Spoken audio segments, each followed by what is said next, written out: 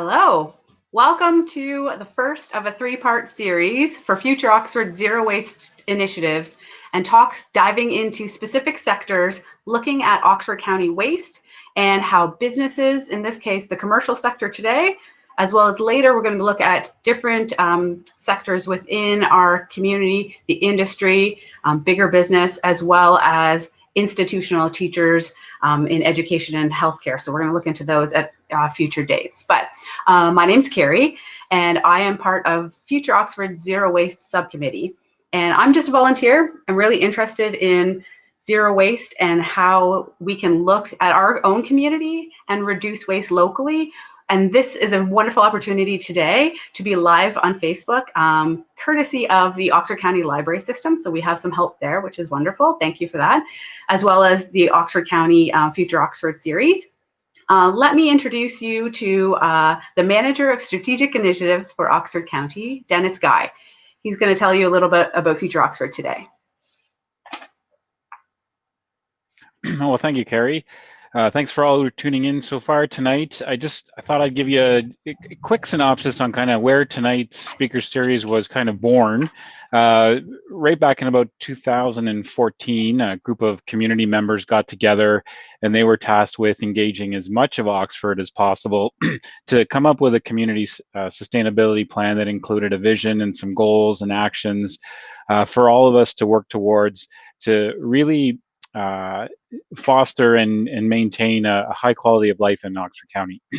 So they came together, they listened, brainstormed, and dreamed about what Oxford could look like in the long term. And by 2015, they had released, the official Future Oxford Community Sustainability Plan. And really, their definition of, or the definition from Future Oxford for sustainability is approaching the actions of today to meet the needs of the present without compromising the ability of future generations to meet their own. And they developed a framework that includes three pillars, they call them, and that would be the community, the economy, and the environment, with the intent to keep in mind all three of those considerations when making a decision on any particular one of them. The plan ended up having 70 actions in it, 70 things that they could work towards to increase the quality of life. And I'm happy to say that 5 years into the plan, 94% of those actions have been worked on since they began.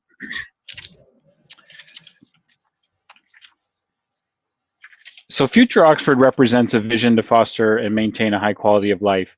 It's a vision for individuals, for organizations, for businesses, and for our local governments. It's a vision to collaborate across our communities, across our economies, and across our environments. And really, it's about community well-being, economic vibrancy, and environmental leadership. The vision is led by a group that calls themselves the Partnership. And underneath those partnerships, or not really underneath, but working within the umbrella, are a variety of volunteer committees such as Zero Waste, who is helping us out here tonight, Carrie hosting, and behind the scenes, some others doing some work.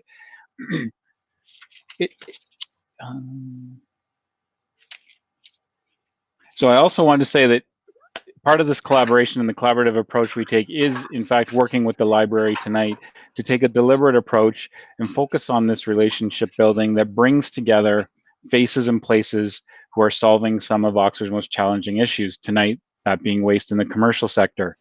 So tonight, with the library and with our special guest, we're advancing the Future Oxford vision, which is something we can all be a part of. And tonight represents the next chapter, because out of the original plan came an in-person speaker series that was hosted in 2018. And here tonight we go virtual with the first of 3 weeks that we have planned. So Carrie, back to you. Thanks, Dennis. Yeah, our Future Oxford Zero Waste Subcommittee is a fascinating group of people.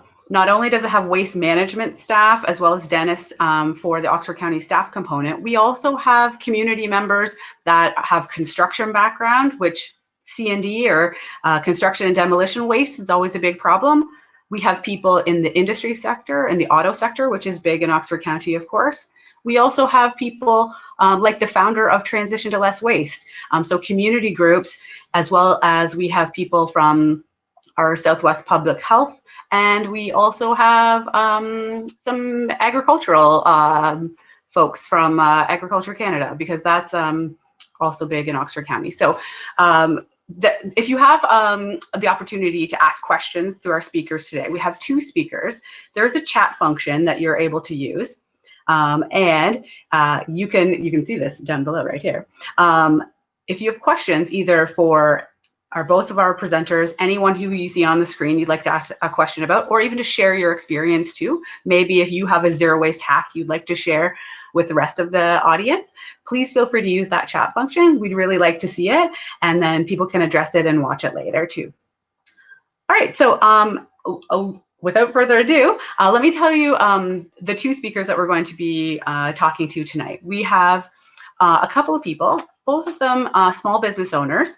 One is a very new business, only around for a year and a half. So we're going to talk to Nancy Roberts, who is from a company called Red Buttons. We're going to learn more about her first, followed by Danielle Paluska.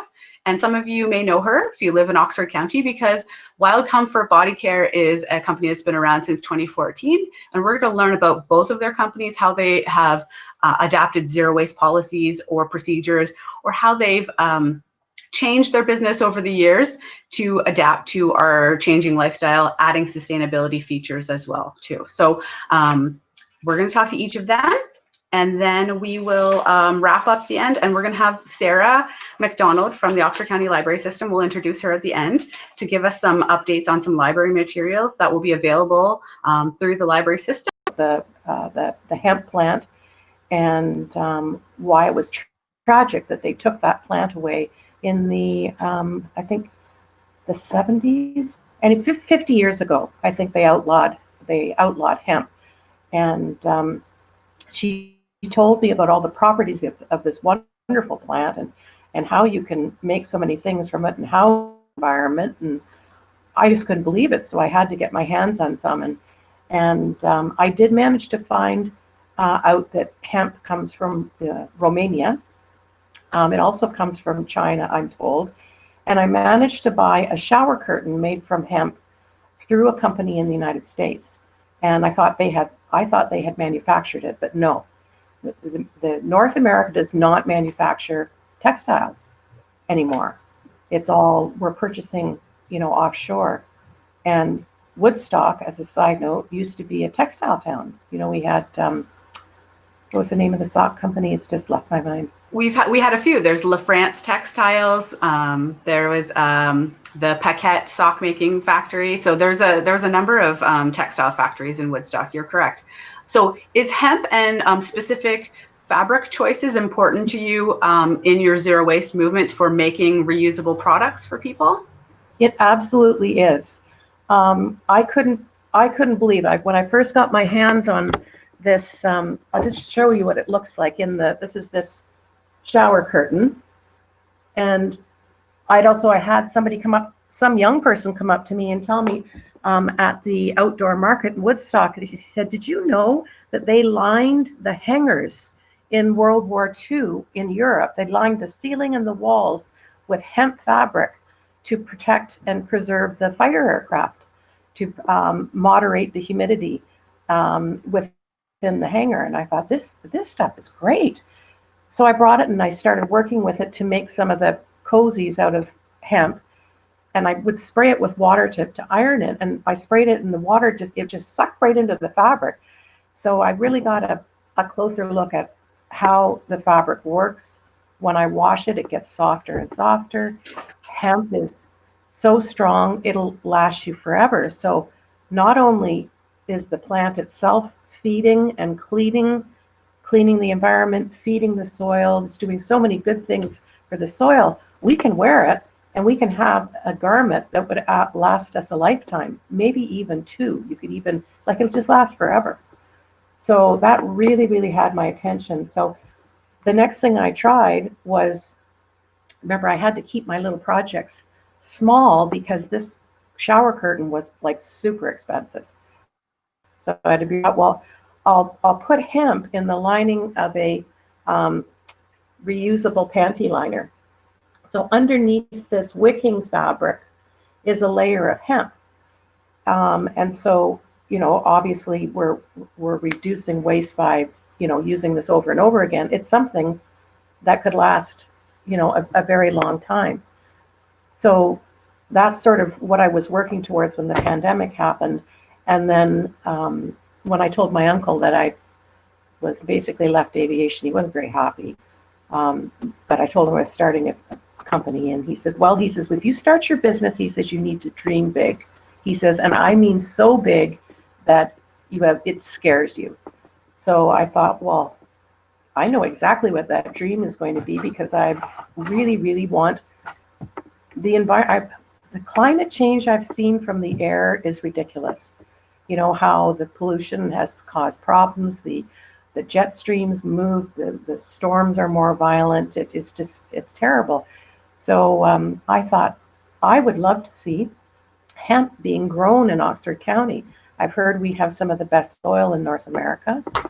And why can't we have a factory that produces hemp clothing, hemp paper? And instead of using so much cotton that uses so much of our resources, we can use hemp. So that's kind of my big dream. All right, that seems like a big goal. So call out to all of the agricultural sector in that one. So Nancy's plan is to sew up that hemp once it's in its final form. But if someone decides to start growing hemp for fabric making and processing, as well as fabric making in textile factories, I guess Oxford County might be on the radar for that. So Nancy, since you've been around now for a year and a half, and you've kind of switched during COVID to mask making primarily, which is a necessary thing currently for a lot of customers, I imagine. Are there people still buying the other products that you had for the reusables? And or what do you see as something to do with maybe your waste scraps, or some next thing to do to make your company a little further in the zero waste movement now that you've got a little more established? Okay, that's a big question. At the farmer's market where I am, basically I tried at the beginning to put some of the other products, so people weren't interested. They wanted was the mask. So I just said, okay, let's just, go for the mask. And then the mask making took up, like many days I didn't even get dressed. I was up at that machine, 6, 7 o'clock in the morning, and I was still sitting there at 9, 10 o'clock at night. Like it was pretty serious. And so I took finally stock of anything that I had from before the pandemic, and my son helped put this website up online for me, because I'm not very good at that. And we just picked a couple products that seemed like it would benefit people during the pandemic. One of the first things was, what did we put on there for kids? I think I had a couple stuffed animals that I had, so the kids could buy that and be sort of a comfort. Then the panty liners made sense, because we weren't supposed to go shopping. We were supposed to sort of limit that, so I had those online. I had these cat toys, because I thought, well, the pets in the house need to have something new too. And this is how I used my leftover hemp pieces, right? And so inside there's catnip, obviously, and then there's some scrunchy cellophane that some of the bias tape gets wrapped in that I purchased for the masks. So I reuse fabric for that. I've reused fabric for some of the masks. But as the pandemic went along, summer came and it got really hot, and the masks were they were uncomfortable to wear. So I went back to thinking about, well, fabrics, they work. So I started lining them with linen, and that's made a big difference. That's also a natural fiber, and so they're breathable. Any of the stuffed toys, here's a ball that's made from scraps, and then even smaller scraps are cut up into pieces and used along with some of the stuffing in here. So the goal is that my little waste paper basket in my sewing room, I try not to fill it up for, several months. And that's kind of, that kind of tells me how well I'm doing. Yeah, that's excellent, Nancy. Do you have any other challenges that you have met along the way, or how you've overcome them through red buttons over the years? I think that's zero waste little scrap part is like amazing, because even the little bits get reused. Is there something else that's been a challenge that you've been able to overcome? Yeah, I forgot to mention like the reusable produce bags, which were my most popular item. So I sell them in a size of, I was selling them in small, medium, and large in a set. So this is a large. This is one of my original ones, and this is mine, so it's soiled and used. But when you think that this is folded in half and it's like this long, that's a very large piece of fabric. So if you use anything that's pricey, it becomes far too expensive for people to buy. They don't want to be spending a lot of money on something they're going to put their food in, right? So then I thought, maybe I can actually use some mosquito netting or some kind of netting I got at Lens Mills that, Lens Mills often sells things that are going to be going to the landfill. So I bought that, used that all up, couldn't find that again. And then I discovered that curtain fabric, it passes the fingernail test. Okay, so if I can't put my fingernail through it, and I really try hard, then the produce bag is suitable. It's not going to fall apart, and it's going to last somebody a very long time. And it's 300 centimeters wide, and it's often on a clearance table. And you can also go to Value Village and buy,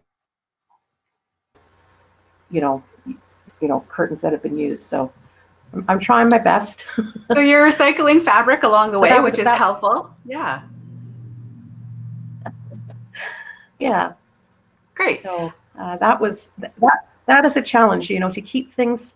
I really think we need to rethink our way of purchasing instead of, and I think people are really doing this, especially, a lot of people in their 30s that come up to my table and talk to me. They really want to help. And if we think about purchasing maybe not so many things and things that are higher quality that will last a long time, then that's really going to help things along. The challenge, especially what I'm finding, is the price point, right? And I'm learning that, unfortunately, if you want really good quality things, you've got to pay for it. So that's one of my challenges. I think with things that are reusable that you're going to keep for years, I think there is definitely more of the population that are looking to see that, okay, if even though these plastic produce bags I can get in the store for free help carry my food, if I don't have to have all of the plastics that can or cannot be recycled depending on where I live, in Canada, Ontario, wherever, different municipalities have different recycling systems. And so film plastics are always really tricky. Oxford County is doing a pilot project right now with film plastics. So produce bags is a great way to just eliminate that plastic completely, right? Putting out that cost, you're right, can be a challenge for people. But I think if people realize that will save in the long run, I think a lot of people are willing to change their habits in that way. It does take a little while for us to all change our habits of how we think of have to plan ahead before we go shopping, right? Right, and it's you have to be almost kind to yourself in the process, because sometimes you just feel like this problem is too big for me to solve with a produce bag.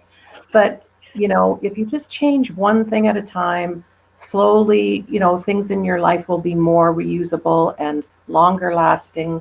And if we all do make those small changes, then, and we all keep talking about those changes, then it's going to become more of just a way of life. I'd love to see the sky go back to what it used to look like years and years and years ago, which, by the way, it did during the pandemic. It just, the visibility in the air and was just unbelievable. All right, let us pull up the Red Buttons logo for Nancy there. Thanks, Nancy, so much for your time today. We really appreciated hearing you. So if you want to check out Nancy's company, Nancy Roberts at Red Buttons, so there's her contact information on the screen. And have a look at different things that she offers. And her little red button logo is wearing the mask, so I imagine she's still busy with that lately. So Nancy, thank you so much for joining us. We'll pull you back in after Danielle to answer any more questions, but I don't see any obvious questions from our chat box right now for you, so maybe we'll have some later. Thanks so much. Excellent.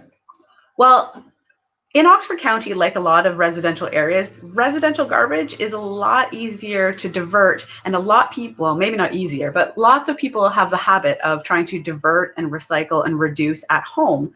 And our residential diversion rate is a lot better than in the commercial sector, like businesses and small, even home-based businesses like Nancy's. So we're going to pull in Danielle Paluska very shortly. But that commercial ICI waste, it's hard to track too, because sometimes people use dumpsters or things get sent to different companies and then diverted in lots of different ways when you have either a storefront or a larger scale business. So sometimes the industrial, commercial, institutional, ICI, that's what that stands for, is responsible for about 65% of overall waste created, where only 19% of it is diverted. So companies, even small businesses, can make a big difference in the amount of waste that's going into our own local landfills as well as landfills across our area. So if we could pull in Danielle for our next guest, Danielle Paluska, who is with Wild Comfort Body Care. Hi, Danielle. Thanks for joining us today. I see you're in your store. Tell us a little bit about tell us a little bit about Wild Comfort.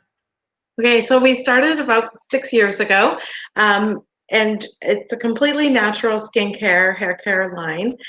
We've actually just gone into a few household items as well, but I make everything right here in the shop with natural ingredients. Anything that we color is done naturally with herbs and botanicals. Anything that's scented is done naturally as well. Great. Okay, so I see some of those products behind you. Your company has been an innovator in the zero waste movement locally since 2014. So tell us about a few of the products that you offer and how they reduce your customers' waste when they're buying from you specifically. Okay, so a few items. The easy ones are like the shampoo and conditioner in a bar form, very minimally packaged. This way, packaged so that I can include all the things that are required by Health Canada on packaging, but in a way that it's as little as possible and easy to use and work very well. So we don't need the plastic bottles with these two.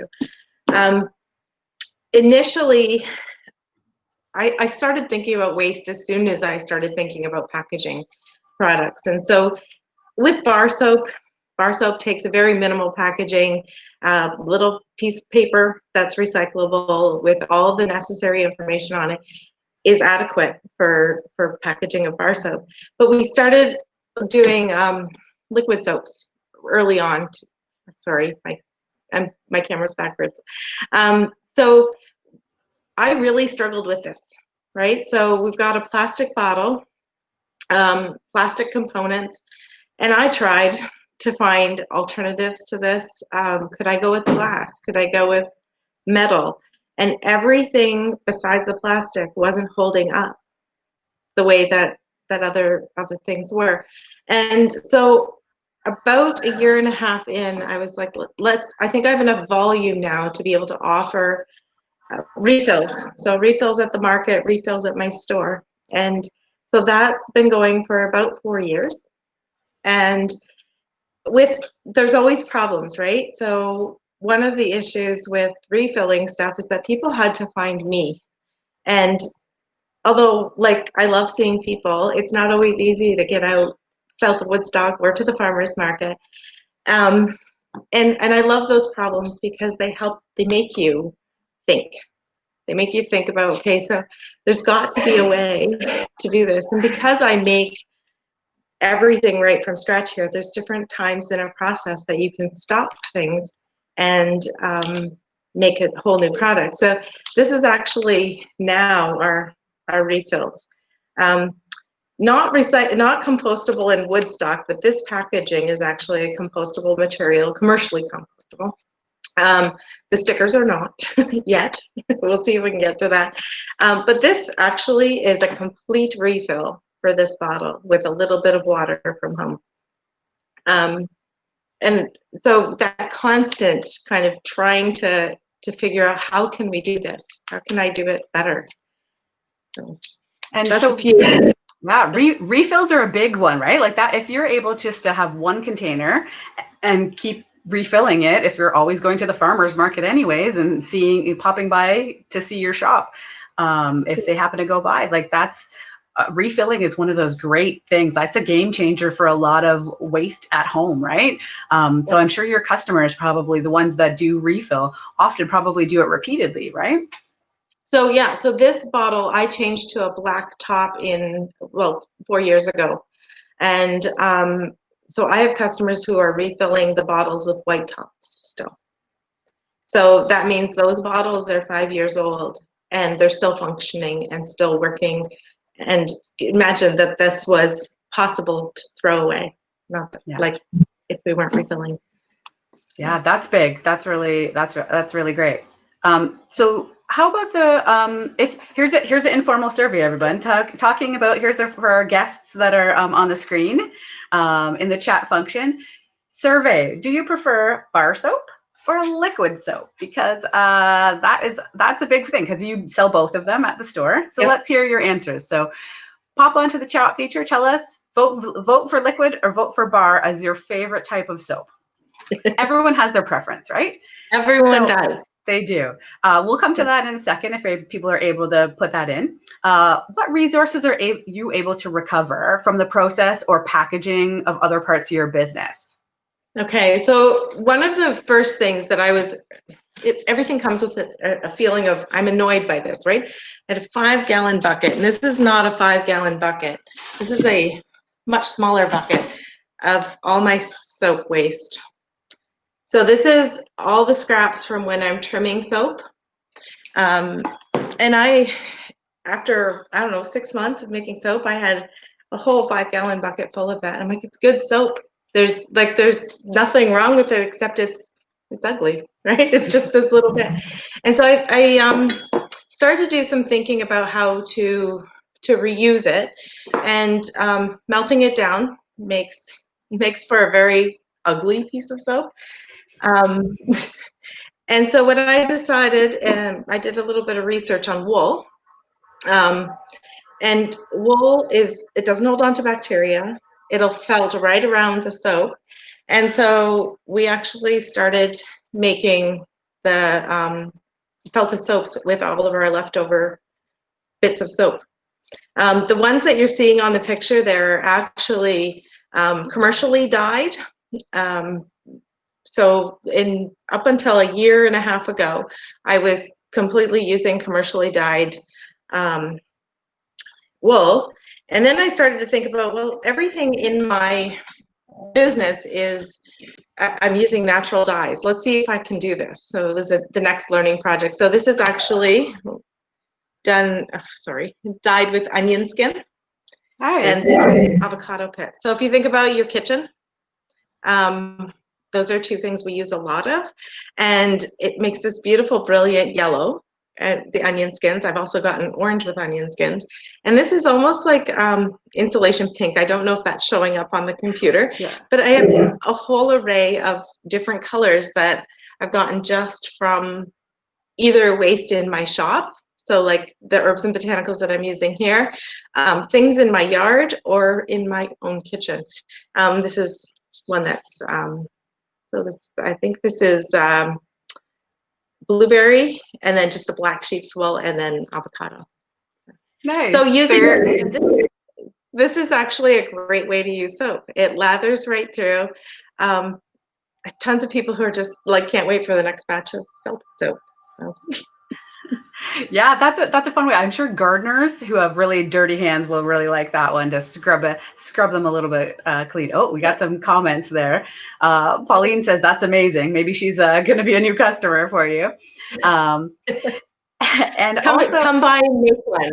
there you go. So I'm sure that like the way you think about your packaging in zero waste will be something that since you're thinking about how to reduce the waste of your actual products, is there any way that you've been able to reduce the waste within your like either the office or the packaging or the labeling from some of your products?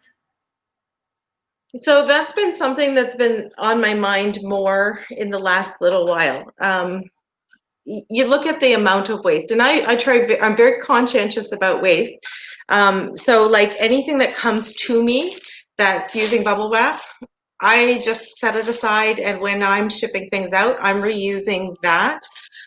Or if they're using packing peanuts, like these are the ones that are just dissolvable, I save all of those. So I don't actually purchase any additional packaging to ship things out to people. And then in the last, actually it was probably about a month and a half ago, I was like, you know how much labeling waste. So this is just a very small bit of the ends of the pieces of paper for various different labels. And I have tons of it. And a lot of that was having to go into my recycle bin. I mean, I can use little bits for a stretched piece of paper to write on or whatever. And I'm like, there's got to be something I can do. So I just started making paper with it. Awesome. So you can make your own scratch paper, or you can make fancy homemade paper. Homemade paper. And like, it's not like I'm bored and I need more things to do, but I also don't love seeing those bags of recycling going out, because really we're refusing, we're reducing, reusing, and then recycling, right? So I thought, well, this is an idea, and who knows what I'll do with it, but it's at least this can be recycled too, right? No, Yep, sure. no harm in that. Or even composted if you wanted, right? Exactly. Excellent. Yeah, so all of that, right? Just trying to think through every step of my process. So in this, 2 or 3 months to not be throwing out a trash bag. In a business where I'm actually producing 5 to 6 days a week, that's really difficult if I wasn't diverting as much as I possibly could. So, and I'm able to go 2 and sometimes 3 months with putting a trash bag out. That's great. That's a really good challenge. I think a lot of businesses, all right, this is maybe a call out to all the Oxford County businesses as well too. Let's see how long it takes for people to make one trash bag for their small business, right? I wonder what that would be like. So if you can do it, yeah. It's also very personal to your business. There's businesses that are huge that could, maybe their goal needs to be like reduced by 50% the amount of trash they're throwing out. Yeah, it really is personal. It really depends on the business itself, right? Of what it is that's you're producing or leaving, or even a service that you're providing, right? So Danielle, during parts of the COVID crisis, the farmers market in Woodstock, things disappeared a little while and then came back. But one thing that stuck around was your pump soap and water at the entry. That sort of stuck around. Do you think you see a short-term and long-term sustainability of Wild Comfort because of some of your products and its availability? Well, soap is soap. Soap is something that is an everyday use. Whether we're buying soap that's maybe less expensive at a grocery store or whatever, we need to use it. And one thing that I noticed with COVID was people's hands were sore. I mean, we were using a lot of sanitizer, and at the front of market where we had soap, people were like, "Oh, good soap! I don't have to sanitize my hands." Right? It's interesting because I'm going to be around for as long as I'm around. So I love making this. It'll probably always be changing, and improving, but yeah. Excellent. Thanks, Danielle. Can we, can I just ask you one more thing before we wrap up? Absolutely. Do you see a next step for your business, like in the zero waste category of what things you'd like to work on next? Maybe a big wish goal that you'd like to reduce, or like one specific tricky thing that you haven't been able to figure out a use for? So it's not so much a use for, it's more sourcing. So I know that I've become really conscious, especially during the pandemic, when it's harder to find some of the packaging stuff, of where stuff is being sourced from, how many miles are on a package, and can I reduce that in any way? That's a really difficult thing because so much of our manufacturing is not local. But how can I do it responsibly? Ordering larger amounts so it's coming in one shipment down the road? I don't know. So that's something that's been on my mind probably in the last 2 to 3 months. But that takes space, and that takes other resources, right?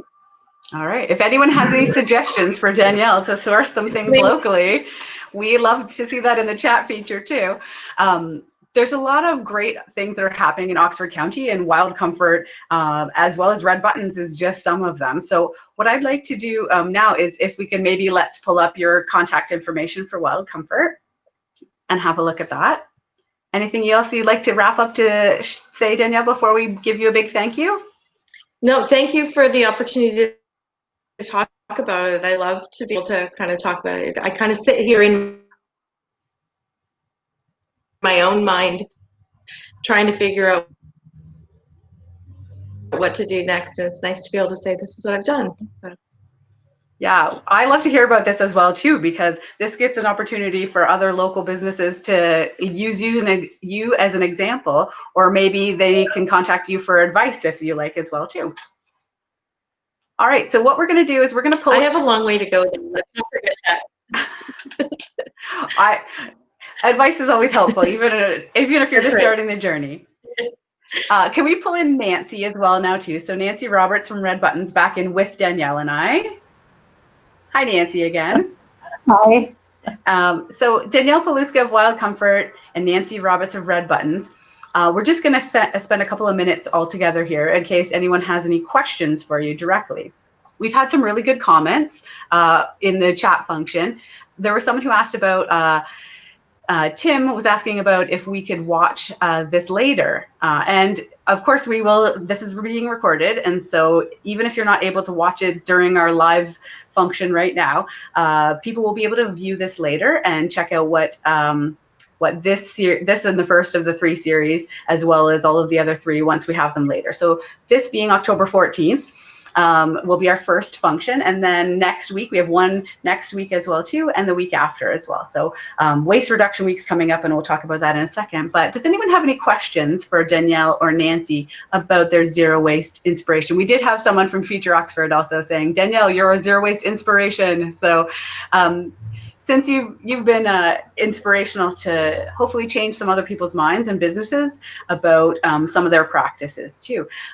Maybe I can ask Nancy, since you're a little earlier in the get-go of this, you've been thinking about some things for your business. Is there anything from Danielle's talk, or maybe vice versa, if you give me some ideas for future movements towards more zero waste in your own business? The one thing that struck me was what she was talking about at the end, about, as you're working on your product and looking at your materials and running across different roadblocks. It was the same for me, especially during the pandemic with the face masks. First, it was you couldn't get black fabric, and then you couldn't get elastic, and then all of a sudden you buy elastic, and it's coming from China, and how many miles, like Danielle says, has been on that. Quality wasn't so good. And then next I needed to buy like these tiny beads to adjust, the elastic length. They're made from silicone, but I don't think they're made here. I think maybe a silicone product could be made locally. with a 3D printer or something. So I don't know if that's answered your question, but it's sort of the same thing. Where is all this stuff coming from, and why can't we get it locally, or at least in our own country, as opposed to shipping everything all over the world? I'm not an economist, so that's just my feelings. Yeah, good point. Shopping locally is what everyone's getting promoted to do, right? And a lot of people do love shopping locally anyways. But if there's a lot of products you have to import to use for packaging or otherwise. Danielle, did you want to address that at all? Yeah, I think it's also the confidence that we can charge enough by sourcing locally. I think a lot of us who are making products, especially on a small, more artisan scale, feel like if I actually source locally, I'd price myself out of the market with some of the stuff. Mm-hmm. So All right. Certainly something to work forward, to look forward to or to work towards. Mm-hmm. Yeah. There's always a goal, right? And it's always ever changing with zero waste. People have to be, you're right. Both of you said something about being kind to yourself and making those steps and doing one thing to change what you're working on towards zero waste. Because zero is really almost impossible, right? But if you can work on reducing to a bigger degree, right? If you can reduce it to almost nothing, almost zero, that's pretty close, right? Aiming for zero waste is the plan. Yeah, and I think that zero waste can be balanced out. Like not producing any waste maybe isn't possible, but balancing it out with something positive is possible. And I think about that. What can I give back when I am having to throw things away? Right, exactly. Really good point. I would like a big thank you to both of you. So Danielle Paluska of Wild Comfort Body Care, Nancy Roberts of Red Buttons. We're really thankful to have both of you and your expertise in your own business to showcase what it is that you're working on and to share with the rest of the county some inspiration to zero waste their own businesses. So thank you very much for your time thinking about this, as well as your time today sharing with us today on our Zero Waste speaker series for Future Oxford. Thanks so much. Thank you, Carrie. Thank you. Guys. Thanks, Nancy, and thanks, Danielle. That was really interesting. I hope you guys enjoyed that. I know I sure did. What we're going to do next is we're going to pull in Sarah McDonald, who is our Oxford County Library Systems Support Librarian. And we'll have Sarah share some resources from the library that relate to zero waste movements and how things can be pulled back later if you have really more interest in this. Hi, Sarah. Hi, how are you? Good, how are you? Good. It's been a great conversation tonight. I've really been enjoying listening to it. So thanks for hosting this. And thanks for inviting me on here. I'm just going to pull you off for just a minute and then we'll bring you back on for the ending. But yeah, I'm just here. I just want to thank the Future Oxford group for inviting us and for asking us to partner with them on this great speaker series. And I am just here from the library. So my name is Sarah and I'm the Systems Support Librarian for the Oxford County Library. And I'm just here to give you guys a little bit of some read-alikes, some suggested titles if this is an area that you're particularly interested in and you're moved to go and read more and learn more about it. I've got some titles for you to suggest if you are interested in knowing more. So the first two books I have are for adults. The second two that I'm going to talk about are if you want to explore some of these topics with your kids. The first one is called Trash Talk, Moving Towards a Zero Waste World by Michelle Mulder. And so this is exactly what Danielle is talking about. And it's taking things that we would throw into our garbage, repurposing them and reusing them for some everyday items that you maybe didn't think of repurposing.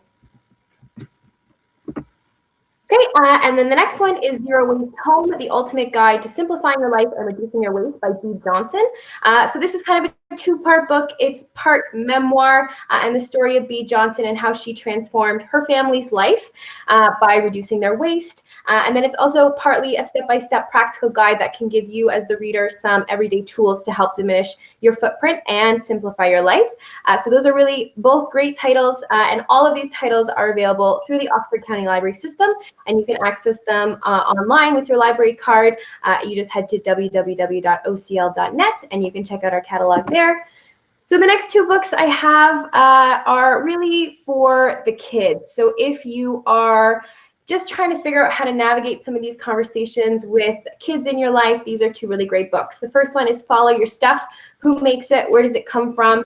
And how does it get to you? So again, some of the topics that we've talked about tonight, what is the mileage that we're talking about when we are purchasing some of these products? Where does it come from? What kind of footprint did it leave? So this is a great book if you want to explore some of those issues with your kids.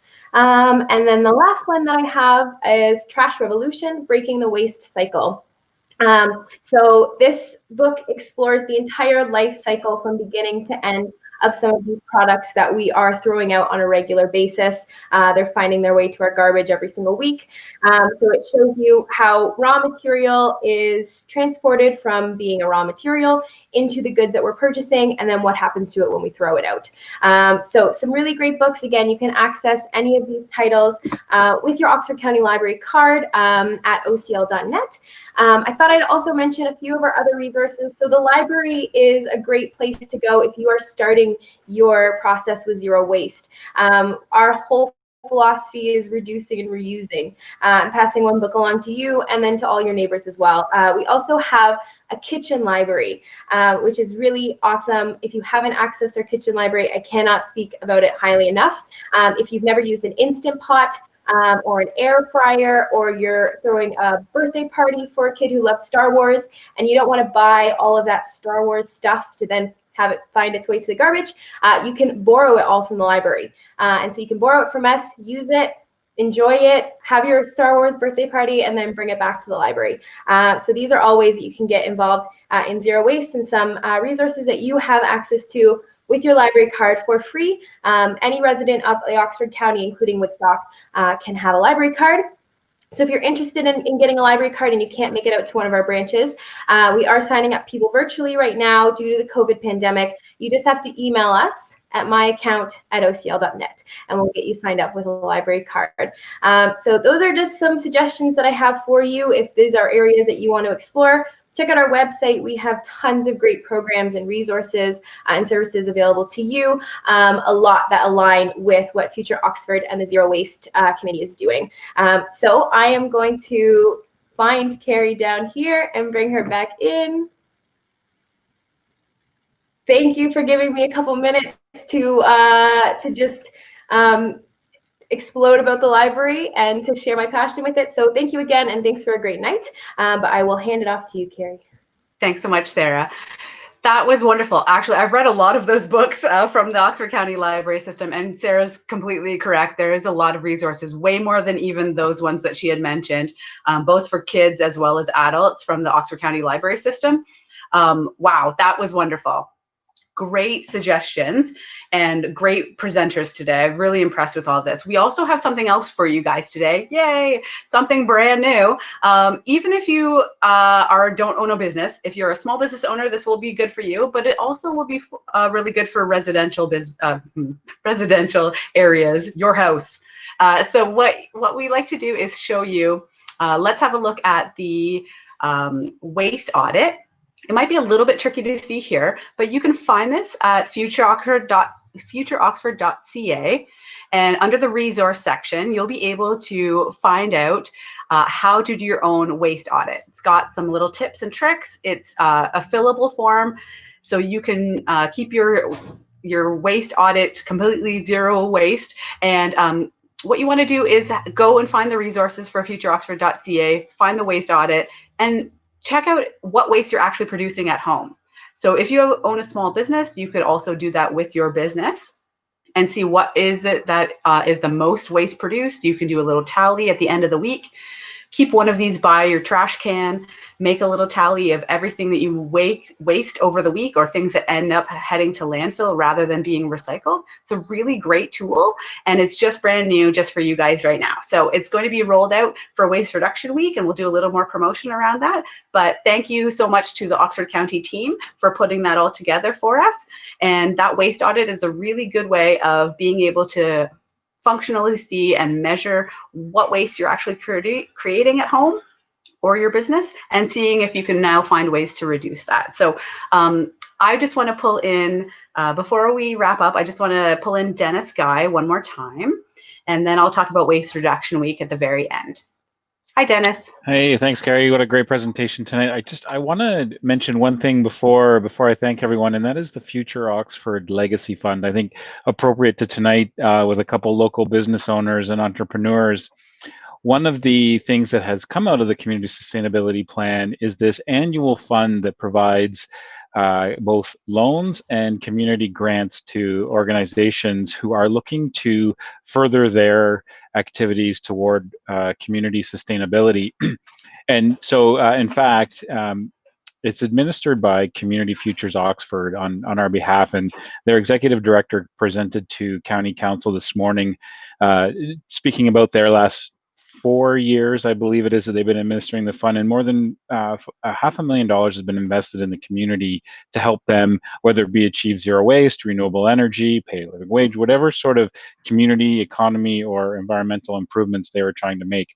And also, I think appropriate too for both Nancy and Danielle. I don't know if they have been a part of it, but Community Futures Oxford also has some great programs for women entrepreneurs as well as youth entrepreneurs that are really exciting, and we're able to work with them from time to time on those things. But I do want to thank quite a few people. Certainly, Carrie, for hosting. This is great. Future Oxford would not exist without volunteers like yourself, as well as, I'll say, partner in crime Brian, who is behind the scenes tonight, but did a lot of work prepping for this evening.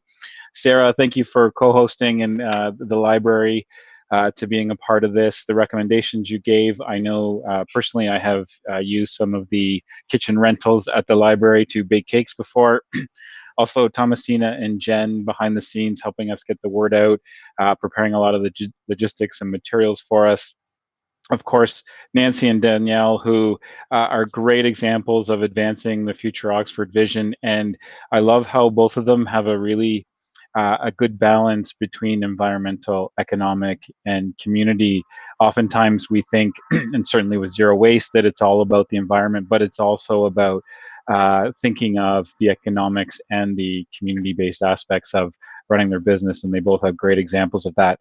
And lastly, of course, everybody tuning in, whether tonight or you're watching after the fact, thanks for listening, thanks for watching, and we hope to see you again, certainly in the next 2 sessions coming up in the next couple of weeks. Great, thanks so much, Dennis. I really appreciate that, and thanks for all the shout outs, because those people we wouldn't have been able to do this without all of them. Absolutely. So, much appreciated. That's great. I just want to mention before we sign off that Waste Reduction Week is coming up. Some of you might be familiar with Waste Reduction Week. In Canada, Waste Reduction Week, more information can be found at wrwcanada.com. And Waste Reduction Week is October 19th to 25th this year in 2020. And you can check out, each day has a different theme. There's lots of tips and suggestions, usually on social media, about Waste Reduction Week. And of course, please look at the Oxford County Waste Management site to find out information of what's happening locally. They're going to have information through the county's waste management about Waste Reduction Week as well, too. Some tips and suggestions for you, which is wonderful. If you guys have any suggestions of things that you'd like to see, suggestions of different zero waste resources, feel free to add those to the chat function before we wrap up in the next couple minutes. So Waste Reduction Week is a great way to start doing your waste audit at home if you'd like to do that, or in your business. We'd love to hear about it. And also it's a great way to rethink the way you're doing something at home or at your business, to rethink maybe there's a new way to do something, right? It's good to rethink every once in a while. And if you'd like to check out, besides the commercial sector, which we've had a wonderful opportunity today to look into small businesses in Oxford County and what they're doing to zero waste their business, Upcoming next week on Thursday, October 22nd, also at 7 p.m., is Roland Lewis, who is the environmental engineer at General Motors. So we're going to be looking at the industrial sector, because the auto sector employs a number of people in Oxford County, and that's a much bigger business, and the ways that they zero waste their facilities is going to be really interesting to have a chat about. So October 22nd, next Thursday at 7 p.m. Same place, same time. Also, zero waste education in other institutions. Institutions meaning education like schools and hospitals. So on Tuesday, October 27th, also at 7 p.m., we're going to have speakers Tom Butler, who is a teacher, an environmentalist and small-scale farmer. We also have Chris Marion, who is the Director of Capital Projects and lead of Environmental Advisory Committee for the Woodstock General Hospital. So these are all wonderful events, and we're looking really forward to catching up with you guys and having all your comments and suggestions. So thank you so much for joining us today. Thank you to everyone involved, and thank you to our presenters. You guys did a great job, and we're looking forward to doing more Future Oxford Zero Waste and speaker series with you coming up really soon. So thank you so much for your time, and we appreciate it. Thanks so much.